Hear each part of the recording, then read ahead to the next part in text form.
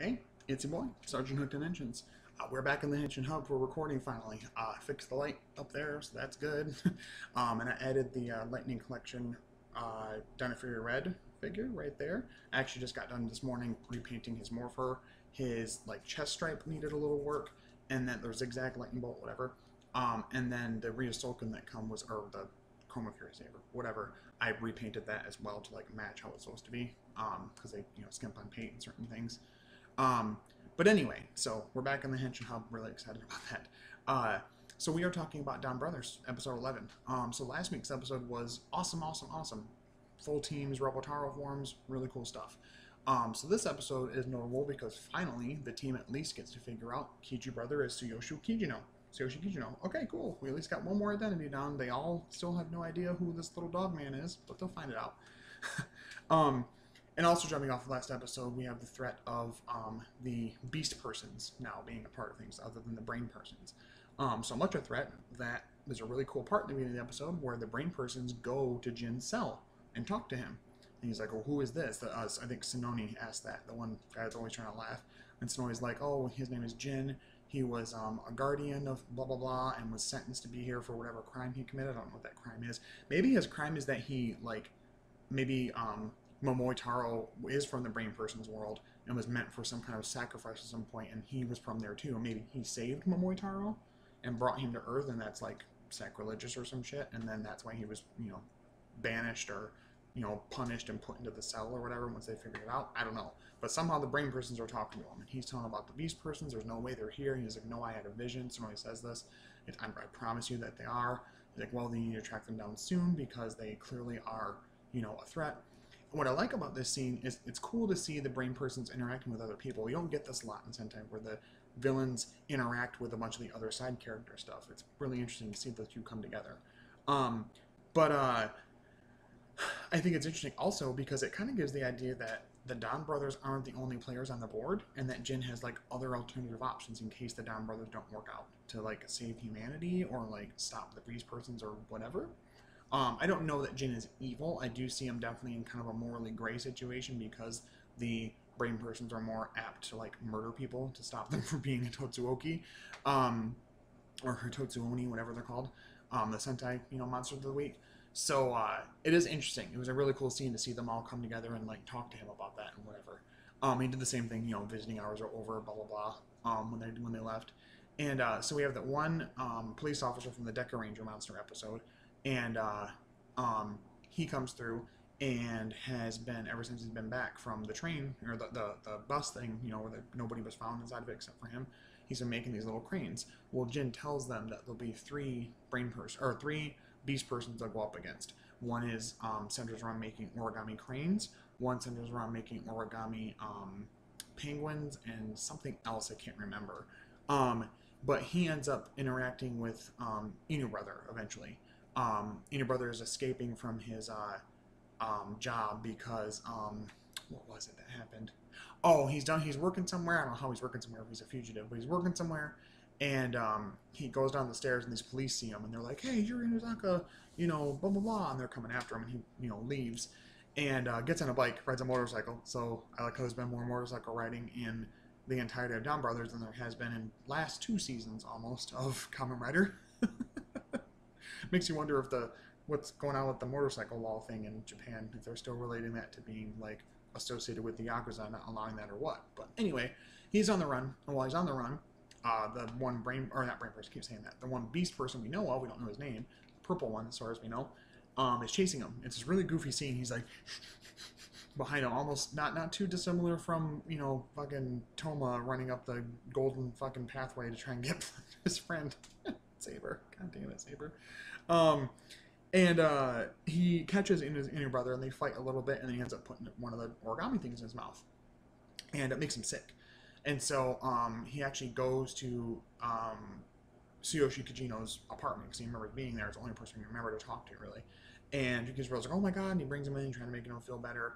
Doesn't really know what he's doing, so he calls Momoitaro. Momoitaro sends Haruka, and then eventually Sour Brother as well. And they just let themselves in, and Cage Brother's like, why do you guys keep letting yourselves in? Where are your manners? And they're trying to figure out what to do. And so he's like, I don't know what's wrong with him. I don't give him the wrong medicine. He's like, why didn't bring him to the hospital? He's like, well, he's a fugitive. They'll probably arrest him. He's like, well, what if I got an idea? What if you go to the hospital, tell them feign the same symptoms that he has, take whatever medicine they give you, and bring it back to us? And he's like, yeah, I'll try it. And of course, when he goes, because he's a hypochondriac and he's the nerdy type of like guy, he's telling them all the things that's wrong with him. And they give him I think it's like a laxative or some shit. And so he gives that to they give that to Inu Brother. He's like, oh wait, no, don't. No, that was just, and then he tells him afterwards it was gonna make him, clearly shit himself in the bathroom. But we get this funny scene where he's like going in and out of consciousness a little bit, and he sees Haruka and thinks that she's Natsumi, slash Miho, whatever's going on there, which we'll get to that in a minute. And he thinks it's her, and Sara Brother's like, well, just play with it, like, or no, Kiji Brother's like, play with it, like maybe that'll help him make sure, act like you're this Natsumi girl that he loves so much, just like my Miho, and tell him it's okay. And he also has a conversation where he's like, oh my god, my wife, look at her, isn't she pretty? He's like, gloating about his wife and everything. I love Kiji Brother so much, even though he's willing to murder people. It's fine. She tries, it works for a second. He finally kind of clears his eyes for a minute and sees it's not her, and he kicks her and tries to escape. She's just, and she picks up like a shake weight. She's like, she's gonna beat his ass. I said this on Twitter, but DonBrothers has already started to exceed the chaotic Sentai energy that Zenkaiger had. This far exceeds what Zenkaiger was capable of.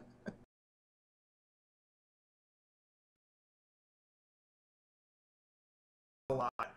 He's staying there, and eventually Momoitaro ends up going up against. He delivers a package to this guy who's trying to be a ninja. This guy's trying to train himself to be a ninja. And he's like, I deliver things, and my true aim is to make people happy. I deliver happiness, not just packages, blah blah blah. And he gets this it's like a chain kunai weapon thing, whatever. And he tries to, of course, hit. He's like, here, train with me. He's like, all right. And he's like, well, anyway, I can help you. And he tries to, and of course, he catches him, whatever. And he says, maybe if next time when you're a real ninja, this will work out, blah blah blah. And he was trying to give him a pep talk, but again, Momoitaro, because I feel like he's from the Brain Persons or Cerebrand's world, doesn't really know exactly how to connect with people, so he really screws up the wording with things. He should have been a little nicer about it, but he was so abrupt it pissed the guy off. He becomes the Sentai Monster of the Week, ninja based, of course. And he eventually comes up to him, and they fight or whatever, right? So he's fighting him all by himself, and it's funny because we get this recurring gag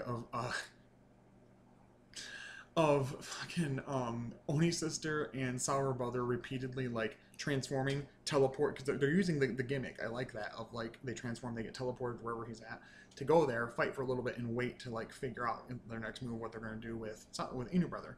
And one of the times they do it, they're boiling water to make a certain kind of stew or porridge for him or something, and they do it, and then they transform and they have to go, and then Kiji Brother's like, oh, what's going on over here? Where'd they go? What? Oh, this water's boiling. And he goes to do something with it, and he picks up and he spills it, and he falls and he transforms, and he fights for a second, but he goes back because in the normal world he hit his head and knocked himself out. But yeah, they keep doing that back and forth, and Mo actually was kind of cool. Don Momotaro for once, and Momotaro in his Don Momotaro form wasn't as Don Momotaro-y. He did the whole Matsurida thing. But he actually seemed to care about them a lot more, and be like, I got this, go ahead and help Inu Brother, blah blah blah. And so they go back and they're trying to help him. The last thing they do, Sour Brother comes to this weird thing about getting a certain kind of salt in a bowl, and you have to wear it on your head and say a prayer. Well, Kiji Brother's one that does that, and that's how they figure out that he's Kiji Brother. That Tsuyoshi Kijino is Kiji Brother. So they transform and go to fight, and then they see Kiji Brother coming with the same salt in his head, and they hear him saying the prayer. And Haruka mentions before that, she's like, I'm trying to figure out who both of them are.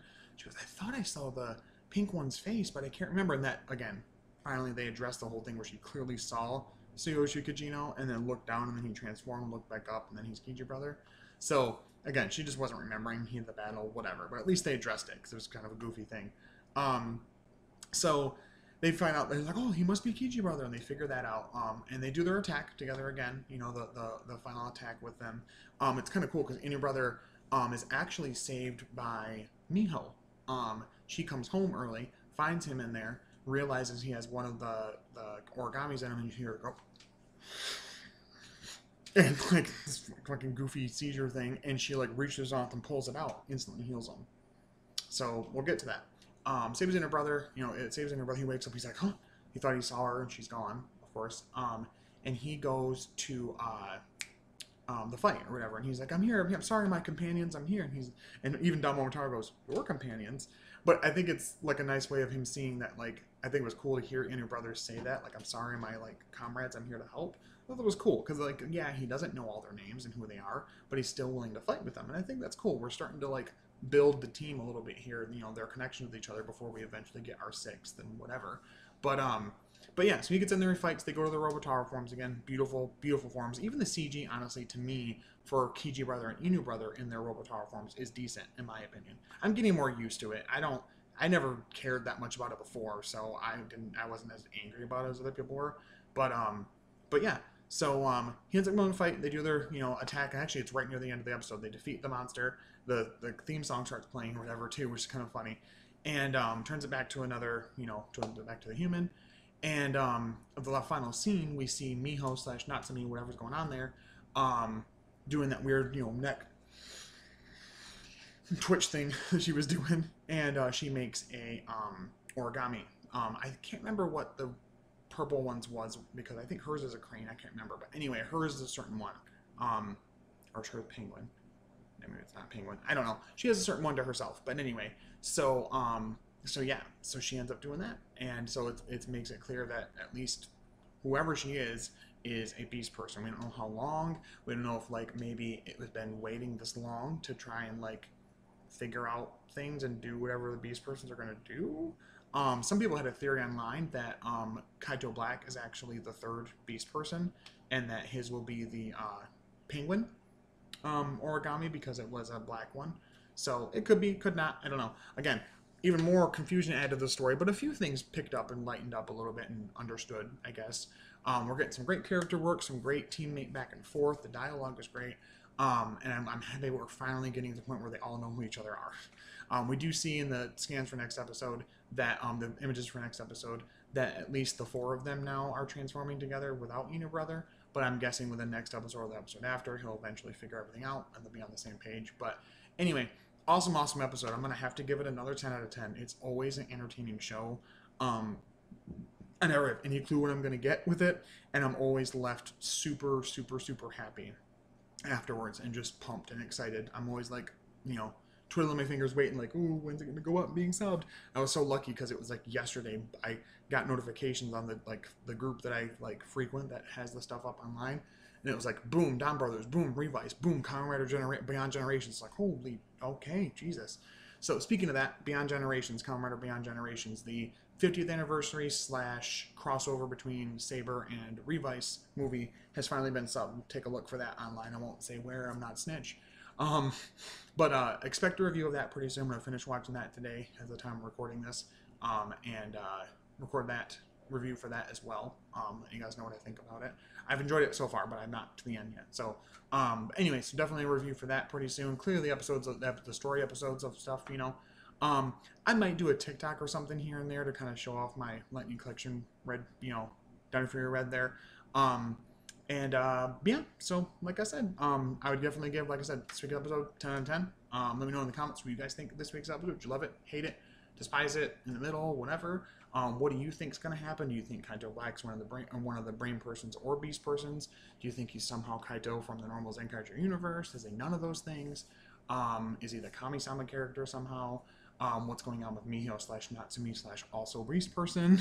So yeah, let me know in the comments what you guys think. I really appreciate you guys so much for subscribing, commenting, liking, sharing, watching, all that good stuff. It means a lot to me. But until next time, I'll talk to you later.